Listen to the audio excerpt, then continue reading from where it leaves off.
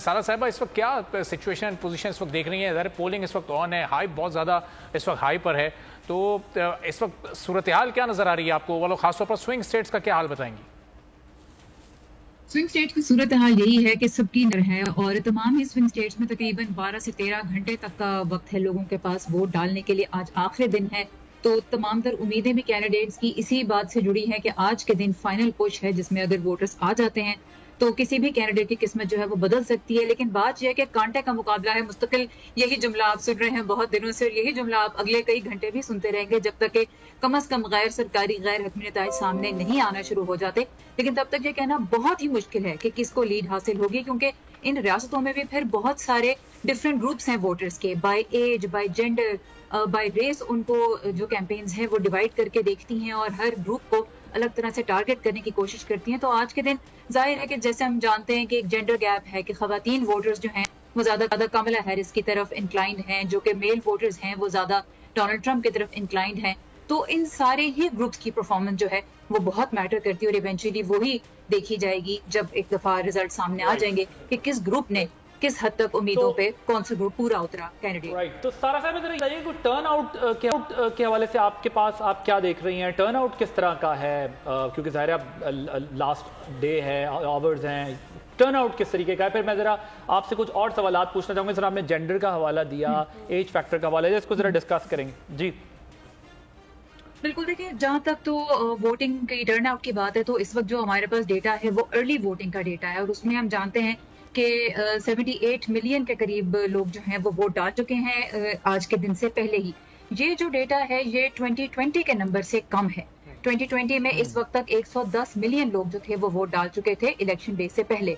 तो ये एक बड़ा इंपॉर्टेंट स्टेटिस्टिक है कि अगरचे इलेक्शन में जाने से पहले आखिरी एक रीसेंट पोल आया था गैलप का, जिसमें उन्होंने ये बताया था कि वोटर एंथुजियाज्म जो है वो डेमोक्रेट्स का हायर है रिपब्लिकन से।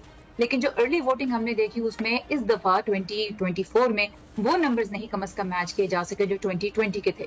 तो अब ये देखना है कि इवेंचुअली पिछले इलेक्शन में तो जो वोट डाला था वो रिकॉर्ड वोट था, न सिर्फ ओवरऑल टर्नआउट रिकॉर्ड थी, दोनों कैंडिडेट्स को भी जितना वोट पड़ा उतना वोट भी कभी किसी सदारती इंतखाब में किसी भी कैंडिडेट को नहीं पड़ा था। तो कुछ बड़े स्पेक्टेकुलर नंबर्स थे पिछले इंतखाबात के, जो हमें ये देखना होगा कि इस मर्तबा मैच होते हैं या नहीं। अर्ली वोटिंग में बहरहाल वो नंबर्स मैच नहीं हो सके। अच्छा सारा साहिबा, मुझे आपसे एक सवाल पूछना था। आपने अभी अर्ली वोटिंग का जिक्र किया तो कुछ मैं नंबर्स मेरे सामने रखे थे। पेंसिल्वेनिया की अगर बात की जाए, बहुत ज़्यादा इंपॉर्टेंस उसको दी जा रही है और obviously for the right reasons. Pennsylvania में जब 2020 का प्री वोट्स का जब डेटा आया था तो डेमोक्रेट्स को रिपब्लिकन्स पे 1 मिलियन वोट्स की बढ़तरी थी before the polling started on the polling day. लेकिन जब फाइनल रिजल्ट्स आए तो Democrats manage to win over the Republicans by 100,000 votes. अब इस इलेक्शन में 2024 के इलेक्शन से जब प्री वोटिंग का डेटा आया है तो डेमोक्रेट्स को रिपब्लिकन्स पे 4 लाख वोट्स की बढ़तरी हासिल है। तो does it point in a direction के क्या आपको लग रहा है कि पेंसिल्वेनिया डेमोक्रेट्स के लिए एक कोई खतरे की घंटी बज रही है इस हवाले से, अगर हम डेटा को देखें? देखिए, इसमें डेटा में जो डिफरेंस पिछली बार भी था कि प्री इलेक्शन डे एक बहुत बड़ा मार्जिन था, फिर जो इलेक्शन डे पे बहुत कम हो गया, उसकी एक बहुत बड़ी वजह ये थी कि पिछली मरतबा जब इलेक्शन हुए थे तो डेमोक्रेट्स ने अर्ली वोटिंग और मेल इन वोटिंग के लिए बहुत इनकरेज किया था अपने लोगों को, जबकि रिपब्लिकन पार्टी ने न सिर्फ इनकरेज नहीं किया था बल्कि बहुत उसके बारे में डाउट्स भी जो थे वो पैदा किए थे, बहुत शुकों को शुभात का इजहार किया था। इस मरतबा रिपब्लिकन भी इनकरेज उन्होंने किया है अपने वोटर्स को कि वो भी इलेक्शन डे से पहले वोट डालें। तो एक तो इस वजह से भी हमें वोटिंग के नंबर्स में फर्क नजर आता है। लेकिन बहुत मरतबा यही होता है कि पोलिंग डे से पहले और इलेक्शन डे जो फाइनल होता है उससे पहले सूरत हाल में तब्दीली आ सकती है, क्योंकि ये वो आखिरी दिन होता है जब ऐसे लोग भी वोट डालने का अचानक से भी फैसला कर लेते हैं जो या तो अभी तक अनडिसाइडेड थे या उन्होंने सोचा हुआ था कि इस रेस में उनको कोई भी कैंडिडेट नहीं पसंद और वो नहीं वोट डालेंगे, या उनको लगता था कि उनको वक्त नहीं मिलेगा उस दिन वोट डालने का, लेकिन आखिरी मिनट पे भी उनकी डिसीजन जो है वो चेंज हो सकती है। लेकिन एक बड़ा पॉइंट जो जहन में रखना है वो ये है कि मेल इन बैलेट्स और अर्ली वोटिंग खासतौर पे मेल इन के जरिए जो था उसके बारे में रिपब्लिकन्स का माजी में जो रवैया था उससे इस मरतबा कुछ मुख्तलिफ। अच्छा सारा साहब, मैं आपसे ये जानना चाह रही हूँ कि ट्रम्प का अगर हम स्टेटमेंट देखें, बार बार वो ये कहते नजर आए कि इतना वोट डालें कि रिगिंग का कोई तस्वुर ही पैदा ना हो। क्या इतना आसान होता है वहाँ पर रिगिंग करना? और मैं ये भी जानना चाहूँगी, जैसे पाकिस्तान में तो एक इलेक्शन कमिश्नर है, पूरा चीफ इलेक्शन कमीशन सब चीज़ों को डील करता है, वहाँ का सिकंदर सुल्तान राजा कौन है? कौन देखता है कि कहाँ पर क्या हो रहा है?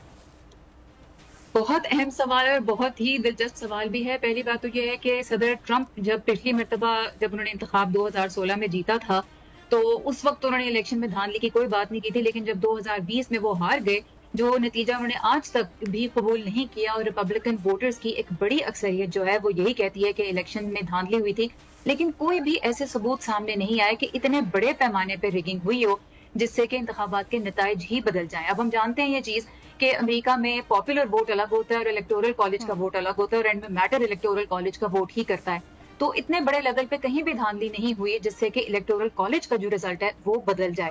और ये अमेरिका की तारीख में इसी तरह से है कि कभी भी जो मारूक सवाल कर रहे हैं आपसे बड़ा इंटरेस्टिंग सवाल है। जी जी, ये जो कहा जाता है इलेक्शन कमीशन, वहाँ पे इलेक्शन कमीशन तो है, वहाँ के राजा कौन है? इलेक्शन तो वो कहते हैं सारे कदीमा का महकमा इलेक्शन करवाता है अमेरिका में।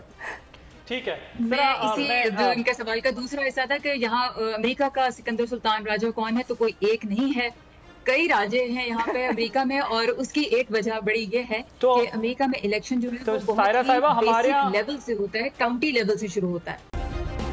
सब्सक्राइब करें और बेल दबाएं ताकि कोई खबर रह न जाए।